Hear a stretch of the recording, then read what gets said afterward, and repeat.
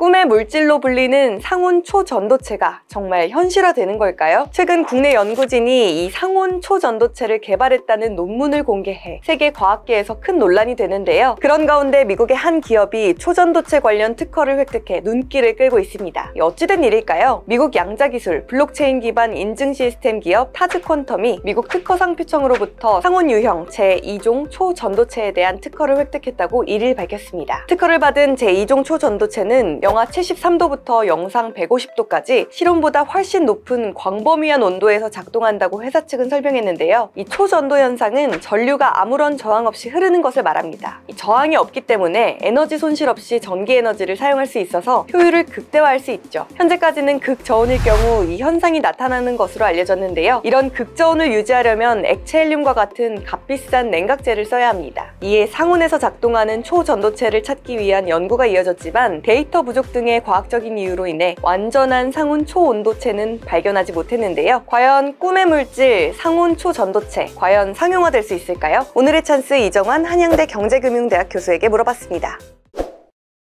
물질은 이제 도체, 반도체, 부도체라고 크게 나뉩니다. 도체란 것은 전기가 잘 통하는 물질이고요. 반도체란 것은 전기를 끊었다 넣었다 할 수 있는 어떤 물질이라고 할 수 있겠고, 이런 반도체가 결국은 신호를 전달할 수 있기 때문에 여러 가지 AI나 메모리 칩을 만드는데 많이 사용되고 있다고 보시면 될 것 같습니다. 부도체는 이제 전기가 안 흐르는 물질이고요. 초전도체는 전기가 너무 잘 흐르는 물질이라고 생각하시면 될 것 같고, 저항이 실질적으로 거의 0이 되는 물질이라고 보시면 될 것 같습니다.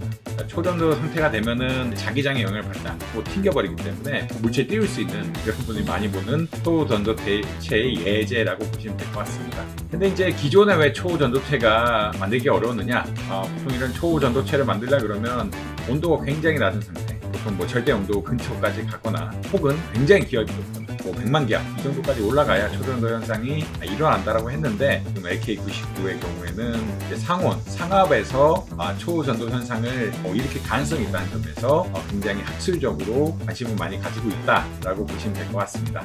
우리가 휴대폰도 오래 쓰면 발열이 됐고요. 이 발열 현상 때문에 이제 삼성 모바일에서 칩의 성능을 제한한다든지 이런 이야기가 나오고 있었죠. 그만큼 이제 발열이 중요하고, 발열이 되게 되면 손실을 많이 입게 됩니다. 전기 전송이라든지 반도체 효율, 도체 역시 전기를 다 흘릴 수 있는 것들이 아니기 때문에 저항이 일어나게 되고, 저항이 일어나게 되면 발열이 되고, 발열이 됨으로써 어떤 손실이 굉장히 많이 발전하게 되고, 에너지 저장에도 굉장히 문제가 되게 됩니다. 효율을 극대화할 수 있는 이런 기능이 나와서 모든 분야, 스마트폰, 컴퓨터, 양자 컴퓨팅까지 큰 영향을 받을 거라고 이야기하는데, 다 완전히 천지개벽곡으로 바뀔 것이다.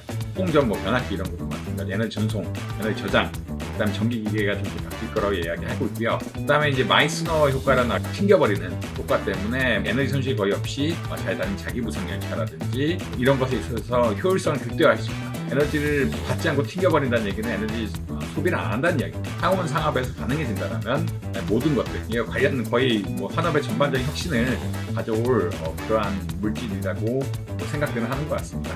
ABC 조건을 맞이하면은 이 방법에 따르면은 개발할 수 있다라고 이야기를 했고요. 근데 이제 방법이 굉장히 짧게 기술되어 있습니다. 우리하고 납을 59를 섞어가지고 그 다음에 몇 시간 가열하고 이렇게. 저도 논문 한번 읽어봤는데 굉장히 간단하게 쓰여 있어요. 그렇기 때문에 이것이 복제가 가능한 것이냐, 실제 또 실현이 가능한 것이냐에 대해서 논쟁이 굉장히 많이 붙어 있습니다. 일반적으로 이제 초전도 현상이라는 것이 저온 초고압에서만 일어난다고 생각했는데, 이것의 상식이 깨지는 것들을 굉장히 간단한 기술을 통해서 만들었다고 하니까 지금 재료공학 하시는 분들에게 어떤 충격파를 줬다라고 이야기할 수 있겠고요. 일단 방법들이 정해져 있기 때문에 복제해보거나 시뮬레이션 해보는 다양한 작업들이 진행되고 있다라고 일단 이해하실 수 있을 것 같습니다. 근데 혹시나 이게 만들어졌다고 해서 또 바로 상용화되는 것은 아니고요. 이 조건들을 엄밀하게 따져가지고 결국 실생활에 연결시키려면은 상당 기간, 굉장히 오랜 기간, 굉장한 이제 제조 기술이 필요하기 때문에, 제로공학 기술들이 들어가야 되기 때문에 상당히 시간 걸릴 거라고는 예측을 굉장히 많이 하고 있다라고 보시면 될 것 같습니다. 그래서 이슈는 첫 번째로 이 저자들이 제시한 내용들을 우리가 할 수 있느냐에 관한 것이고요. 두 번째로는 만드는 끝이 아니라 이것을 상용화하는 단계에서 엄청난 제조 기술 들어가는 데 있어서 기술 개발 역시 있어야 되기 때문에 굉장히 오랜 기간이 아마 필요할 것이다라고는 예측을 할 수 있을 것 같습니다.